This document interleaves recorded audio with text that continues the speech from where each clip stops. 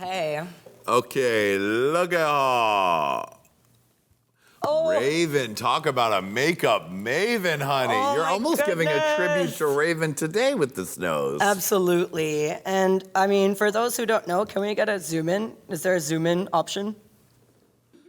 Look at her. Wow, a Raven tattoo. The night that she should have won.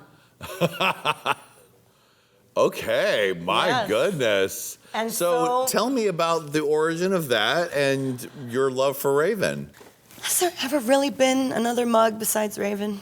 Apparently not, because everyone has put it on their face. I mean, I don't know. Like, I think for me, that was the one thing. Like, when I saw her on season 2, and, she wasn't necessarily winning challenges or whatever, but her confidence and how amazing she looked and how she upheld that level of confidence for the whole time is what really inspired me to do drag. I was like, I'm not gonna start off and be flawless. I'm not gonna start off and be perfect, but I should start off and be 100% confident in what I'm presenting. And that was a lesson that Raven for sure taught me. And when I met her, she told me that the only reason I was getting away with not wearing pads was because I had a tattoo of her on my leg. And I will always remember that. She was like, yes, girl, you're totally rocking this because I'm right here. Right, was that the first time she saw the tattoo? Yes, And yeah. did she gag? She did. She absolutely did. She took a photo of it. She posted it. It was a whole moment. But I will always remember that moment with her. Now, what are the elements of the Raven beat that have been so iconic and have transferred to so many other queens? I think it's the lid full of eyeliner, where you cover your whole lid in eyeliner. I think it's the snatch nose, Right. with the contoured up nostrils. Right. I think it's the under jaw contour even a little bit. This thing right here. And, lest we forget, the bowl cut. Right, of course. We need a good bowl cut and a good light blonde brow. Yeah. I think those are the Raven components, Yeah. right? And maybe a nude lip. And nude everything, for that matter. And have you been enjoying seeing her progression on Ru's face? Oh my gosh. Yes, I'm a big Matthew Anderson fan, also a huge Raven fan.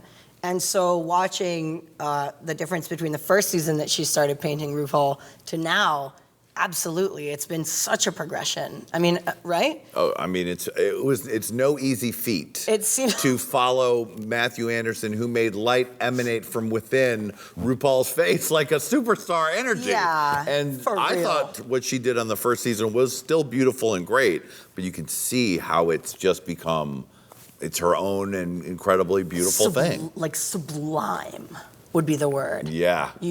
And Raven is just that girl. You can count on her for that. And that's why I think RuPaul was so smart for hiring Raven and Delta, who are two girls that have actually had experience in the field of drag, who have been doing it, who are that bitch in the world of drag, because that's who you're gonna get to make you really look like that bitch in the world of TV. Yes. I think. Yes. So she made a good decision. Agreed. Hiring those two. Look at her. Latrice. Now, how do you know Latrice? So, Johnny, I work for a company called Venus Prototypes. We do latex couture, and we fitted Latrice for her iconic bubble head Love that look. latex gown. So I don't know if my boss would approve of me saying this story, but you know what? It's happening. So when we fitted Latrice for this dress, she was the most professional, kind individual ever. But the fitting for me was one of the funniest things ever, because she came in out of drag, but in full body.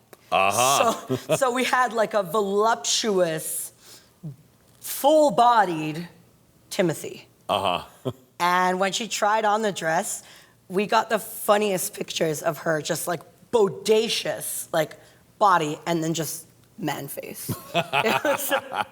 It was one of the most hilarious fittings, and honestly, one of the most rewarding fittings, because when we put that dress on her and we saw how beautifully it fit, we were just like, this is gonna be a television moment. Mm-hmm. And it was. I mean, that dress, I think that dress was a standout in All Stars. Agreed. I would say.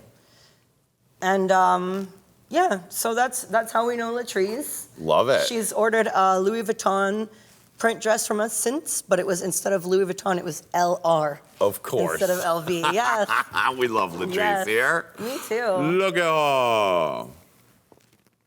Oh, Manila Luzon. What a gal on the go in that look. Oh my gosh. In that, like, Lady Gaga, the Fame kind of moment. Yeah. You know, Manila has always had my back. Since the very beginning, since Dragula season 1, she messaged me and she said to me, you should not have gone home. And for me at that moment, like, being a big Drag Race fan, I was like, oh, my girl, like, believes in me, you know? And Manila has asked me to be in 2 of her music videos so far. I was in the Gay Man music video. I was in the Go Fish video as well. And that was just so much fun. Like, she always makes it so... She makes every person that's in her video the star, and I really appreciate her for that. Like, she not only makes sure that we all get paid fair, she also makes sure that, like, I brought costumes one time to help out on set, and she paid me a costumer's fee just for bringing extra costume, like, for fun, just because I told her. And that's really, like, unheard of for someone making their own video. You know what? It's good to be rich. Congratulations, Manila Luzon. Indeed, indeed. Okay. Must be nice, Manila. Yes, Manila, can I borrow $20? Me too. Look at her. Evie Oddly. Evie Shaw. Now, we talked on the main show about when she came for the Dragula girls and their reaction, and then how you confronted her backstage at the finale. I did, yes. While she was smoking a cigarette after she finished her, like, final performance with the mirrors on her head. So you didn't care about her personal space or her personal time. I guess it would be safe to say that I did not. But you said that, well, tell the children, just in case they were too lazy to watch the main interview, what that outside exchange was, because it was kind of funny. So Evie had tweeted casually that Dragula was trash or Dragula was garbage. And that was because people were saying she should do Dragula or something like that? Okay. Yes, and because also, suffice it to say, Dragula queens, we self-identify as trash. So, like, for us, that's just a normal identifier. But yes, she posted that as a joke, and a lot of people didn't understand the joke. And so, you know, Abora and myself took it upon ourselves to, like, let the world know that it was just kind of a silly gag by approaching her. And I took, like, a little video with her, you know, kind of asking her in a reporter-style fashion what she thought about Dragula being trash. And she was just super, like, not only super friendly, but super horny. Oh, okay. About it. Yeah. In what way? Especially as far as Abora was concerned. Oh. But I'm not going to say too much about that. Well, are you sure? This is your moment. Well, Evie Oddly is a very generous person in more than one way. All right, I'm just going to let Reddit take that and disseminate it because we don't have time here. All right, and last but not least, look at them. Ah! There they are, your mommies, your 2 mommies. Right, yeah, that's good. That's what they would want. Man, like, I want to just start by saying thank you and so much appreciation for everything that they've done for us. Because again, like, when we started the show, and I say we because I was a part of the original cast, they just thought of, a couple of queens that they thought would do really well, and they called us in for a screen test. And this was based on having met me like twice or 3 times. So, I mean, I'm so grateful for them for having thought of me for that. And to the people that don't know, I've actually known the Boulet Brothers since the very first DragCon. The very first DragCon, James St. James was having a panel with the Boulet Brothers about club kids. And I walked into the panel late, walking my pup on a leash, and like sat him down in the front row. And the Boulets were like, that, by the way, is how you make an entrance. And that was the first time I ever met them. And again, like tie in back to what I said earlier, I tackled them at the stage, and I was like, if I move here, you have to book me for your show. That's what ended up happening. Right. So, like, even you though... showed up at the meat locker in Precinct a few months later with holding your phone. with the picture of us. And they were like, God, I thought this would never happen. But the Boulets take a chance on someone every once in a while like that. And every now and again, it pays off. I'd like to think of myself as one of those. All right. I love it. Well, thank you for being here, Loris. You did a great job. You made it through Look at Her. You did good. You spilled tea. You threw a little shade. Oh, my God. I made it through on my own. Congratulations. And thank you, Jonny. Oh, of course, darling. Oh, my hand. Oh, she's cutting me. And thank you to the beautiful Lady Red. Thank you to our dancer, Randy Boo. And thank you to Loris. Yeah.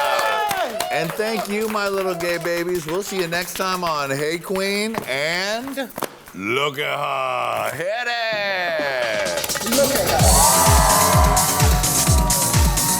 Look at her. Right, Lady Red? Look at her. Yes. And Loris, she looked and spelled. Look at her. Bye, baby. See you next time. Get out of here, you little camera, you damn camera. Look at her. Look at her.